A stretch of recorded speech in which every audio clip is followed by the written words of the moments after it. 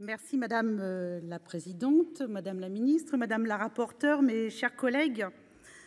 Chers collègues, c'est avec pas mal d'émotion que je viens ici présenter ma proposition de loi pour la création d'un registre national des cancers. Avant tout, je tiens à remercier mon groupe Union Centriste d'avoir permis sa discussion et tous les collègues sur tous les bancs du Sénat qui ont soutenu largement cette proposition de loi. Je remercie aussi, bien sûr, Madame la rapporteure, ma collègue Nadia Sollogoub, pour son travail précis et argumenté, ainsi que la Commission des affaires sociales, dont les apports ont modifié utilement le contenu de ce texte. Avec émotion donc, car cette proposition de loi est l'aboutissement de plusieurs années d'engagement et d'échanges pour confirmer l'utilité d'un tel registre. En effet, cet outil est considéré comme indispensable par un très grand nombre d'acteurs, et ce, dans le but d'améliorer et de rendre plus efficace la lutte contre le cancer dans toutes ses dimensions. Mes chers collègues, ma conviction de la vertu scientifique d'un registre a débuté à l'occasion de mon travail de thèse, soutenu en 1998, je reconnais, c'est pas tout jeune, et qui portait sur l'exposition professionnelle à l'amiante et le risque de cancer digestif. Sans la qualité à l'époque du registre des cancers digestifs du Calvados et l'accès simple à ces données, ce travail n'aurait pas abouti. Nous avions alors mis en évidence une surincidence de cancers digestifs dans une population professionnellement exposée et, fait important, une relation dose-effet entre la quantification de l'exposition à l'amiante et l'apparition d'un cancer digestif. Ceci est l'illustration d'un fait. On le sait, l'épidémiologie ne s'approche au plus près de la vérité scientifique que si elle s'adosse à une observation rigoureuse et réelle de la pathologie. En l'occurrence, dans le texte qui nous réunit aujourd'hui, c'est bien d'un registre national général des cancers qu'il s'agit. J'ai donc, logiquement, depuis ces années de recherche, conçu la conviction qu'il nous fallait en France se doter d'un tel outil. Depuis, cette conviction m'a toujours suivie et s'est renforcée, et ce pour plusieurs raisons.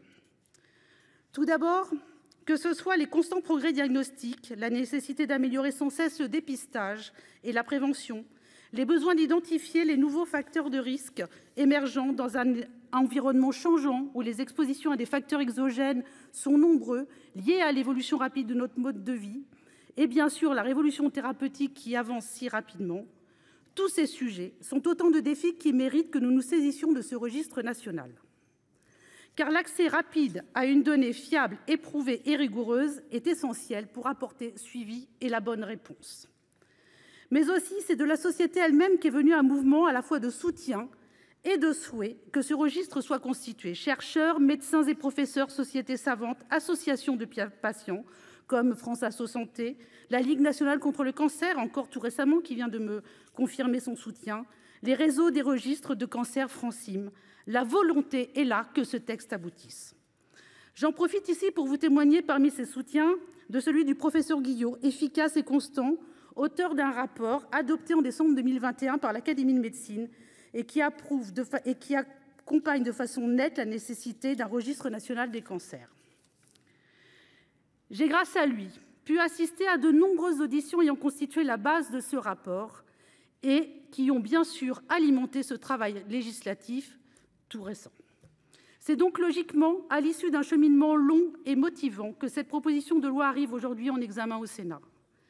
C'est ajouter à ces arguments une motivation supplémentaire.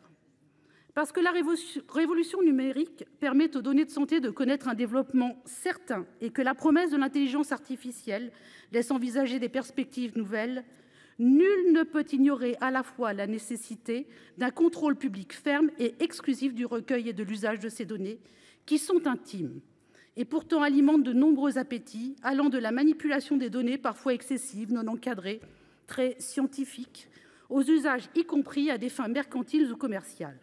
Ne soyons pas naïfs. Sur ces sujets, la Startup Nation avance, mais l'expertise et le contrôle humain dans un but de santé publique en deviennent encore plus indispensables. Un registre des cancers national aux données vérifiées, encadrées, photographie réelle, actuelle des cancers et de leur évolution dans le temps, hébergé par l'INCa, dont la fonction éminemment d'utilité publique serait ainsi la garantie pour tous que ces données, propriété de chacun, resteraient protégées, protégeant en retour les citoyens. Voici, Madame la Présidente, Madame la Ministre, mes chers collègues, ce que je souhaitais vous apporter en préambule de ces discussions et vous dire ainsi ma conviction intime, intense, de la nécessité de la création d'un registre national des cancers. Le temps est venu de mettre enfin un cadre à de nombreuses années de tergiversations, pas toujours justifiées ni justifiables, et de prendre la décision qui s'impose de créer ce registre. Les outils et les compétences sont là. Vous pouvez compter sur ma détermination à faire avancer ce sujet à son terme, forte à la fois de nombreux soutiens trouvés ici au Sénat et de ceux si nombreux de la société civile. Je vous remercie. Merci.